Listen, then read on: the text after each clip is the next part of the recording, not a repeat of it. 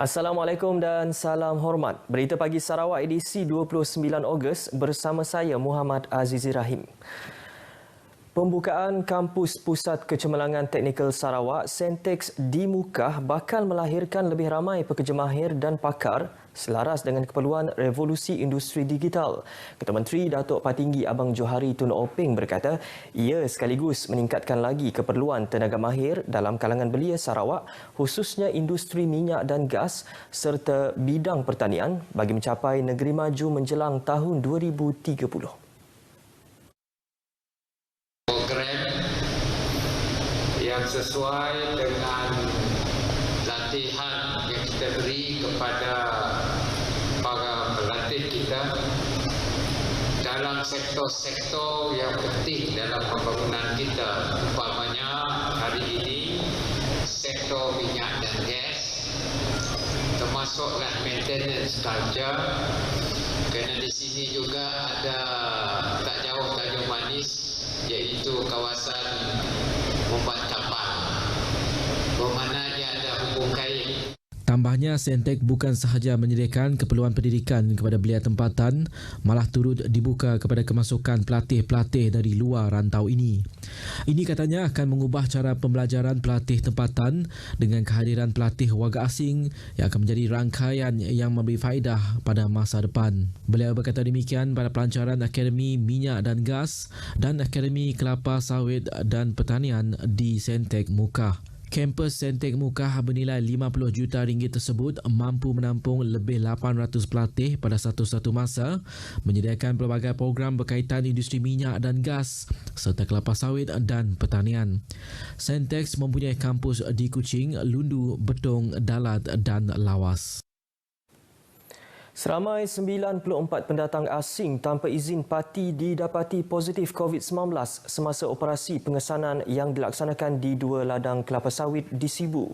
Pengerusi Jawatan Kuasa Pengurusan Bencana Negeri JPBN, Datuk Amar Douglas Ugah Embas memaklumkan kira-kira separuh daripada parti tersebut juga belum diberikan suntikan vaksin. Datuk Ahmad Douglas menerusi kenyataan berkata berdasarkan laporan juga mendapati parti berkenaan tidak mempunyai dokumen perjalanan yang sah atau telah tamat tempoh. Parti tersebut yang terdiri daripada 47 lelaki, 26 wanita, 11 kanak-kanak lelaki dan 10 perempuan kini ditempatkan di pusat kuarantin dan rawatan berisiko rendah, Hospital Sibu dan Kolej Laila Taib. Beliau dalam pada itu menyeru pihak berkaitan agar mengambil langkah perlu bagi mengawal kehadiran parti dengan mempertingkatkan kawalan di sempadan.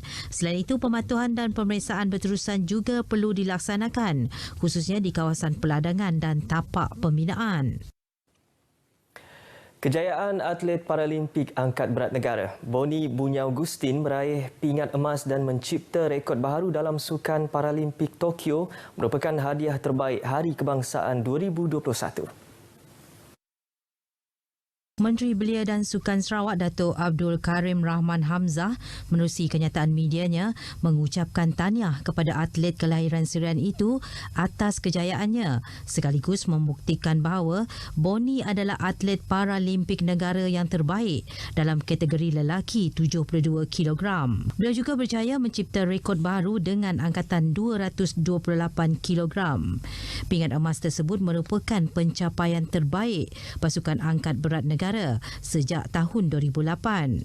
Angkatan 228 kg atau deadlift berkenaan berjaya memecahkan rekod 227 kg yang dipegang oleh atlet Iran Rasul Mohsen pada Rio 2016. Boni turut cuba memecahkan rekod dunia beliau sendiri iaitu 230 kg di pertandingan angkat berat para dunia di Dubai 2 bulan lepas, namun gagal dalam cubaan bonus 231 kg.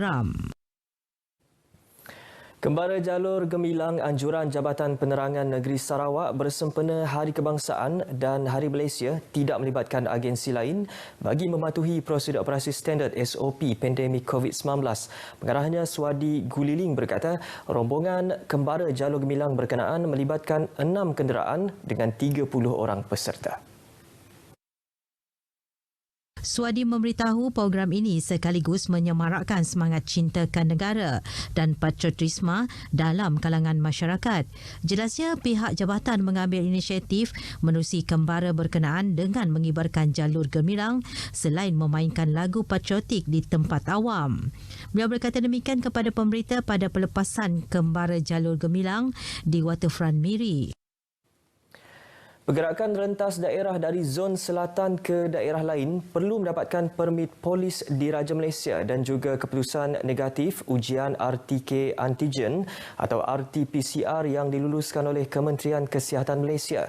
Jawatan Kuasa Pengurusan Bencana Negeri Sarawak JPBN menerusi kenyataan media memaklumkan keputusan itu berkuat kuasa semalam. Keputusan ujian calitan COVID-19 yang dibenarkan ialah RTK antigen dan RT-PCR. Tempoh sah laku keputusan ujian calitan COVID-19 adalah 3 hari sahaja. Zon Selatan melibatkan daerah Kuching, Bau, Lundu, Semarahan, Asajaya, Simunjan dan Serian. Dalam kenyataan media yang sama, JPBN turut mendedahkan kes jangkitan COVID-19 meningkat kepada 109,723 kes malam selepas 2,427 kes baru. Daerah Kuching mencatatkan kes tertinggi dengan 1,155 kes. Diikuti Serian 434 dan 1,147 kes. Juga dimaklumkan 4 kematian dilaporkan semalam sekaligus menjadikan kes kematian meningkat kepada 517. Manakala kluster aktif di Sarawak meningkat kepada 131 kes selepas penambahan 6 kluster baru. Sementara itu, sebanyak 16 lokaliti dikenakan perintah kawalan pergerakan diperketatkan BKPD, manakala 2 lokaliti di Song dan Belaga ditamatkan PKPD. Bermula semalam, Perintah Kawalan Pergerakan diperketatkan dikuatkuasakan di Rumah Panjang Sandin, Kampung Merajang, Limbang sehingga 10 September depan. Kewujudan kluster Merajang tersebut dikesan susulan pertambahan 20 kes positif COVID-19 direkodkan semalam di lokaliti tersebut dalam tempoh seminggu, menjadikan jumlah keseluruhan kini yang positif seramai 25 orang.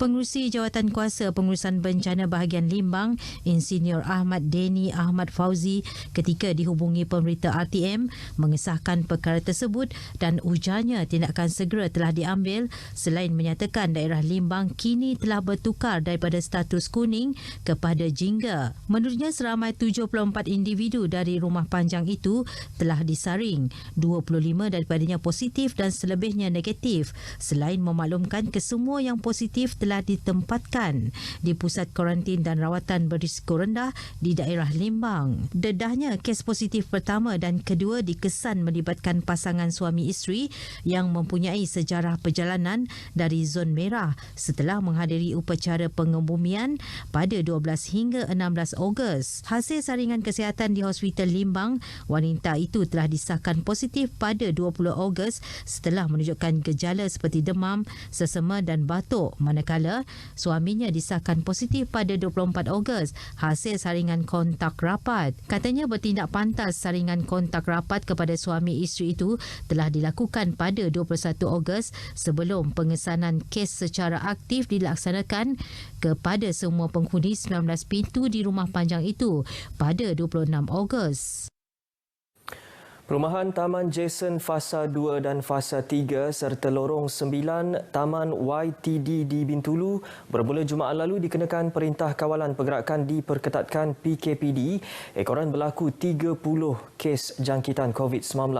Justru pihak Jabatan Kebajikan Masyarakat JKM bahagian Bintulu telah menyalurkan bakul makanan kepada 241 ketua isi rumah bagi kawasan Taman Jason yang melibatkan 246 bakul makanan. Kawasan Taman Jason Fasa 2 dan 3 mempunyai 1,045 penduduk termasuk mereka yang mendiami rumah pekerja syarikat pembinaan di kawasan tersebut. Bagi pekerja syarikat pembinaan Remang Anak Damu, pihak JKM menyalurkan bantuan dengan segera setelah maklumat dikumpul awal pagi tadi. Sida yang ambil nama register. Tak kira kami cari engkau lu berdoa anjuan sari tu bisik sida madah ke berdaunya. Mungkin dalam pagila lusa ko sila alaban kita baru register ko ya hukum ada atau ukai gak manah gak besi bantuan maka kami ke company tu ukai termasuk orang ke ukai company ya semua besi bantuan kira manah lah buat kerjaan. Sementara itu, seramai 157 penduduk Lorong 9 Taman YTD menerima 53 set bakul makanan daripada pihak JKM Bintulu. Selain itu, pihak Pejabat Kesihatan Bahagian Bintulu membuka 2 lokasi ujian calitan COVID-19 bagi tujuan pengesanan aktif di kawasan tersebut. Sebanyak 345 sampel telah diambil semalam di 2 lokasi tersebut. Manakala pihak Angkatan Pertahanan Awam Malaysia daerah Bintulu bergerak dari rumah ke rumah bagi memasang gelang.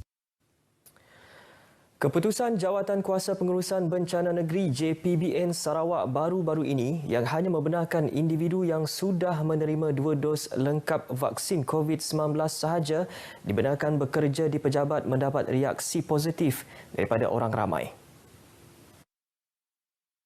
Bagi penjawat awam Norlin Atahar, keputusan tersebut membantu mengurangkan pesakit dalam kategori 4 dan 5 selain dengan melengkapkan dos, ia mampu melindungi individu. Bolehlah mengurangkan kata orang kategori dia lah, stage-stage dia. Bolehlah kata orang taklah sampai stage 5, stage 4 macam tu. Dan saya secara pribadi sekali lagi saya sokong dengan keputusan JPBNS mengesyorkan 2 dos vaksin. Semestinya ia adalah untuk memaksimumkan ketahanan badan kita dalam melawan pandemik COVID-19 dan ia juga dapat mengelakkan sebarang kluster sekiranya kita dijangkiti. Dan sekarang ini seperti yang kita tahu, kes kebanyakan yang tiada bergejala merupakan kes yang paling banyak. So, adalah penting untuk seseorang pekerja ataupun staf untuk melengkapkan 2 dos vaksin. Sementara itu, bagi seorang kaki tangan swasta yang bekerja dari rumah, beliau berkata sekurang-kurangnya pekerja yang lengkap 2 dos vaksin mendapat perlindungan daripada jangkitan yang kritikal. Adalah satu keputusan yang wajar ataupun perlu dilakukan sebab kalau kita fikir balik sampai bila kita nak bekerja dari rumah, betul tak? Lagipun for those yang dah complete second dose, risiko untuk mereka mendapat jangkitan yang serius adalah sangat rendah. Keputusan tersebut dibuat selepas JPBN menerima saranan Jabatan Kesihatan Negeri Sarawak berikutan peningkatan kes COVID-19 disebabkan varian Delta dan penambahan kluster tempat kerja. Sekian berita pagi Sarawak. Menjelang sambutan Hari Kebangsaan, kibarkan jalur gemilang, tanda anda cinta ke negara. Lindung diri, lindung semua. Sehingga berjumpa lagi, salam sejahtera dan Assalamualaikum.